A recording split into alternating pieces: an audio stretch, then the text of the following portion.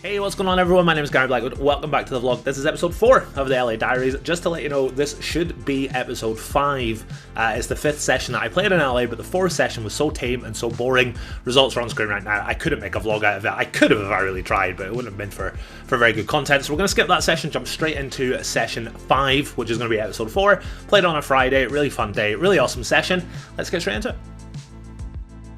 On to our first hand of the day, picking up this very playable ace-10 suited in the big blind. EP is limped for 10, MP raises to $25, the middle blind calls, and I put in the squeeze to $125. It's a bit too small in hindsight, and it's going to allow MP to make the call. The small blind gets out the way, and we're heads up to the flop, a very disappointing 5 deuce rainbow. Now, I don't have a backdoor flush draw here, but I am going to bet out. I bet out for around half pot. MP isn't put off by my overpair advantage here. He makes the call to the turn. Is a full rainbow 9. I decide to keep betting here. I don't block hands like ace queen or ace jack suited that had a backdoor flush draw on the flop that now fold. It feels like a nice combo to bluff, but it's not going to work here. My opponent clearly thinks I'm full of shit. He moves all in. I of course snap fold off to a shaky start, bluffing off $600 in our first hand of the day. But it's still early, anything can happen, and just 10 minutes later I'm back in the mixer with this ace 7 of diamonds. MP makes it $35 to go. I'm going to put in the 3-bet here. It's a little loose, but hey, sometimes you're just feeling it. The button cold calls, obviously. The big blind gets in there too. MP comes along for the ride as well. We're 4 ways to the flop. It is 8-5-4, 2 hearts, 1 spade. Not amazing, but not terrible either. And when it checks to me, the button actually checks out of turn. This made it really tempting to take a stab here, but I decided against it. I checked back to the turn, and what a turn it is. It is the 6 of spades. Time to start building this pot. I'm going to bet out here for $280. The button is the only player that makes the call here, and we're heads up to the river. Can we get a clean river dealer? How about that? It is the jack of clubs. $675 is my wager. It is apparently a fair wager because the button makes the call. I show my straight and he actually turns over pocket 6s. What a nasty turn for him. He says the only reason he called the river is because I re-raised pre-flop and he didn't think that I could have a 7. I smile and tell him I'm bad enough to have a 7 there, and he gives me a smile back that silently says, yes, no shit, Sherlock. Nice little pot there to make up for the ace-10 suited adventure in the first hand. We've got a fun table today. Everyone's chatting away, and what's more, it's Player Appreciation Friday. The casino is giving out free food, free champagne. Really awesome way to give something back to the players once a month. I gotta tell you, sipping champagne and raising king jack offsuit and the cutoff to $30 in the next hand, I am living my best life here in Los Angeles. Button, middle blind, and big blind all call. We're 4 ways to the flop here. It is king 6-3 with 2 clubs. Easy c-bet here. I bet $60. Only the middle blind calls, and when the turn comes down in offsuit 5, he looks up at the board, puts his phone down, and immediately sits forward in his chair.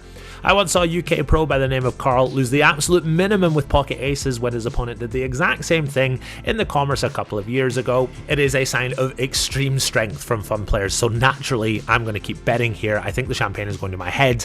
I bet $175, and right on cue he raises me to $500. Give that man a pack of Oreos, please. He is a clear tell box. I let my hand go, a little annoyed at myself for betting the turn there, but 1 hour later when I'm back involved in this hand, I'll be giving myself a huge pat on the back by the end of it.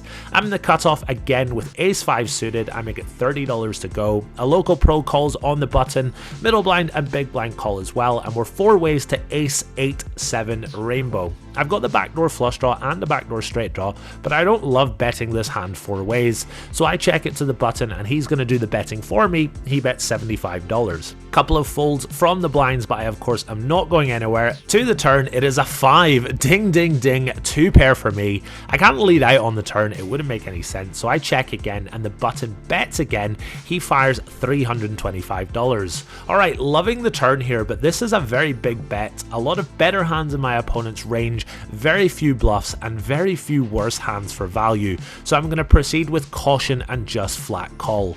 To the river, it's a fairly clean one. It's an offsuit king. He shouldn't have ace king here ever, so if I was good on the turn, then I'm for sure still good on the river. The question is though, when he shoves on me on the river, am I ever good here? It's $1,045 to me, and I gotta tell you, I just didn't think I was ahead. I lose to ace 8 ace 7, pocket 8s, pocket 7s. I doubt the button ever has a hand like ace queen or ace jack for value, and he can only really have a hand like 10-9 suited, maybe jack 9 suited as a bluff. So I'm going to do something here that I'm not exactly well known for and make a bit of an outrageous hero fold. I just don't think I'm ahead, and hey, if you think you're beat, then you know, just fold your hand. I played with the button a ton and I pestered him all trip about this hand in a very fun way, and he told me on the last day that he had pocket 8s in this spot. So if that is true, and why would a poker player ever lie, then I am super happy with my decision to fold here. 2.5 hours into the day and I am down $50 so far. It's been a very swingy but very fun day. Two super quick hands coming up, both within 10 minutes of each other. Hand 1, the straddle is on, small blind makes it 55 to go. I call in the middle blind with 5-4 suited. The straddle calls, we go 3 ways to the flop, and what a flop it is 6-3 deuce rainbow. Small blind bets $110 and I raise to $325. Should probably consider a flat, but maybe being a bit results oriented when both players fold. Kind of annoying to flop the nuts and get no action. Oh well. Next up I have 7-6 of diamonds and open to $50 in the cutoff. Button calls, straddle calls, 3 ways to the flop. How about that? We flop the nuts again. I bet $110. Can I get some action this time? Nope. Both players fold. What a waste of flopping the nuts, not once but twice. Let's see if we can make it third time lucky here with this queen 9 of diamonds. Early position is limped. I raise it on up to $40 in the cutoff. The middle blind calls, the limper lets it go, and we go heads up to a flop of 10-10-5 with 2 clubs and 1 heart. I'm betting my entire range here for a small size on the flop, which is what I do. My opponent makes the call. Off to the turn, it's the 3 of hearts. Absolutely no equity going for us here, but we do have very nice 10x blockers with our diamonds, so when it checks to me, I'm going to continue on my little adventure here.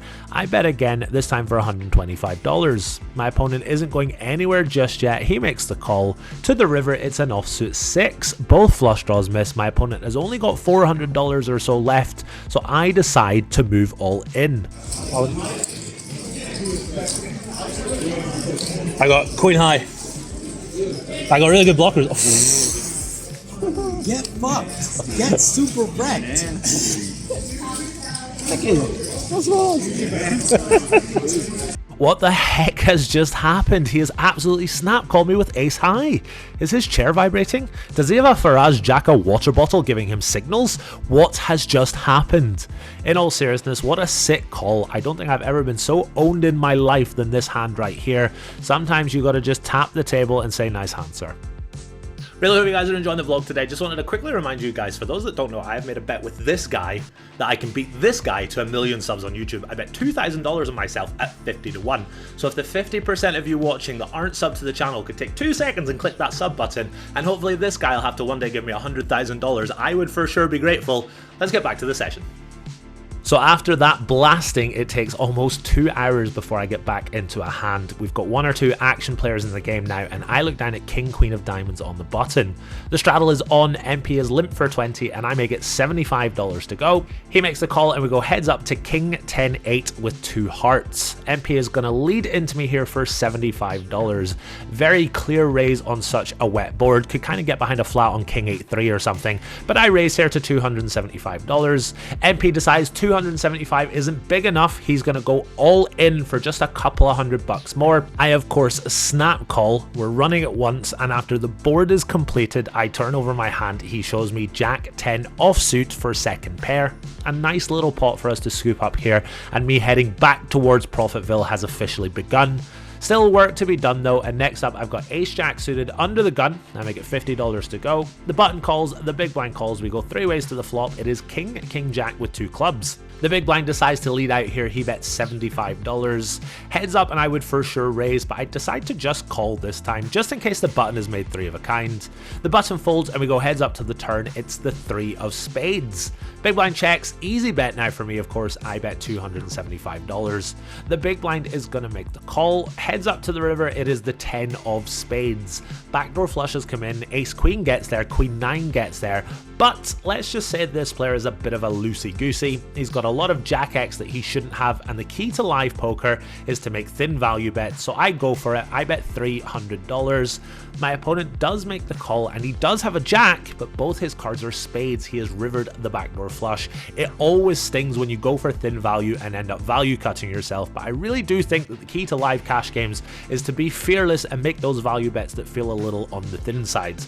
On to our next hand, and I pick up a pair of threes in the small blind. The loosey-goosey player limps in the cutoff. The button makes it 90 to go. I make the call, as does the limper. We go three ways to the flop. It is Queen Jack 3 with a flush draw. This is exactly what we were hoping for.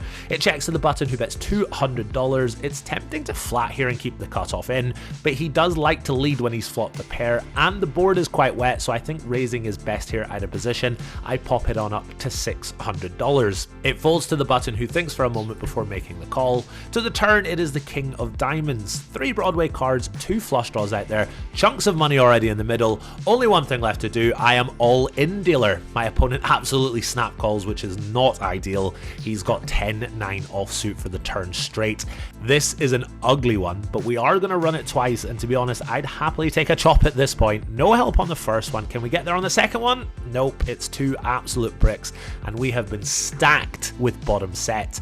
As I'm paying my opponent, I am also reaching into my backpack for chips. The game is good, and I ain't leaving just yet. Only down about 1600 or so for the day, and it takes 3 hours before I play my next hand of note. The straddle is back off. Hijack is limped for 10, and I raise it on the button with Ace King offsuit to $50. Only the limper calls, heads up to the flop. It is 10-8-6 all clubs. I have got the nut flush draw, and I'm going to bet it here for a small size. The limper calls. To the turn, it is a beautiful 3 of clubs, and what's more beautiful is that the limper is now leading into me for $100. A very easy raise here. I make it $300 to go. I don't want to scare him off, so I think 300 is a good size. He calls to the river, and it's a board pairing river, but that doesn't change anything for me. I still want a value bet. I bet $650, hoping for a call, and I get exactly what I want. My opponent pays me off, and when I show my hand, he turns over Jack 4 of clubs for a flopped flush. What a sick turn for me. Really happy to be dragging in this pot. It's been such a swingy day overall, and to be honest, there's lots of little pots that you guys haven't seen that I was bleeding in, lots of second pairs and third pairs that I was calling on the flop with and having to fold on the turn. I sometimes get a little bit too loose pre-flop when I'm in these really good splashy games. And next up, I've got pocket threes again, this time in the big blind. There's been another limp, and the button has made it $60 to go. I make the call, the limper calls, and we get another set of threes, this time on 10-3 deuce flush draw. Threes are hot today, guys. The button bets $80, no slow playing allowed on this board. I raise to $280. The button makes the call, heads up to the turn. It's an offsuit 7, hashtag brick of all bricks. I bet $575, trying to get max value from his pairs and his draws, and sure enough, I get max value when he goes all in for $1,300 total. I of course make the call, and he's got pocket queens. In his defense, I've been playing aggressive all day, so I can for sure see why he's decided to just go with it. We're going to run it twice here. Both runouts are very clean for me. Another huge pot from today, this one coming my way. That's the way it's supposed to happen when you've got pocket threes. On to our last hand of the night. I've been playing for about 12 hours now. The straddle is back on, and I'm in the 20 with 5-4 of spades. 2 limps before the cutoff makes it $100. I call, as do the limpers. We're 4 ways to the flop here with 5 high, and what a monster flop it is. It is 6-3-3 with 2 spades. I've got an open-ended straight flush draw. The original raiser bets for $200, and to be honest with you, I'm tired, I'm stuck, I've got a million outs. I'm happy to just go with this. I make it $550 to go.